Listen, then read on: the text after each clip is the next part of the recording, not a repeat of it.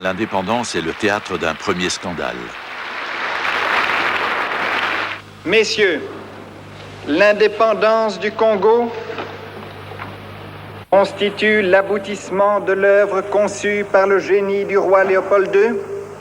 Le roi Baudouin fait un discours dans lequel il magnifie le rôle de la Belgique et il dit tout ce que la Belgique a apporté au Congo. Et il dit aussi qu'on est arrivé à un moment où la Belgique décide de donner l'indépendance au Congo, qu'il est venu pour ça et c'est très bien. Ça, c'est un discours, disons, que je dirais, classique dans les circonstances. Kasavubu fait un discours.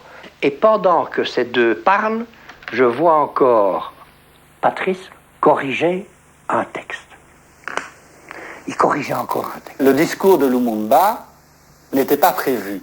Donc, la presse internationale est là, tout d'un coup il se lève, il va à la tribune, il prononce un discours. Combattants de l'indépendance, aujourd'hui victorieux,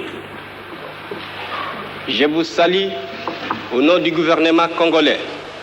Nous avons connu les ironies, les insultes, les coups que nous devions subir matin, midi et soir, parce que nous étions des nègres. Nous avons connu que la loi n'était jamais la même, selon qu'il s'agissait d'un blanc ou d'un noir. Qui oubliera les fusillades, les cachons furent brutalement jetés, ceux qui ne voulaient plus se soumettre au régime d'injustice, d'oppression et d'exploitation.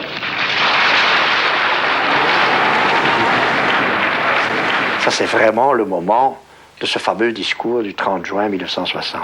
Beaucoup de gens alors ont dit il a signé son arrêt de mort avec ce discours, puisque le gouvernement belge alors, qui ne voulait pas de lui, pas seulement à cause du discours du 30 juin, mais parce qu'il était Patrice Lumumba et que ça ne coïncidait pas avec l'espérance des Belges, ni avec celle des Américains, ni avec celle, enfin, de beaucoup de gens du monde.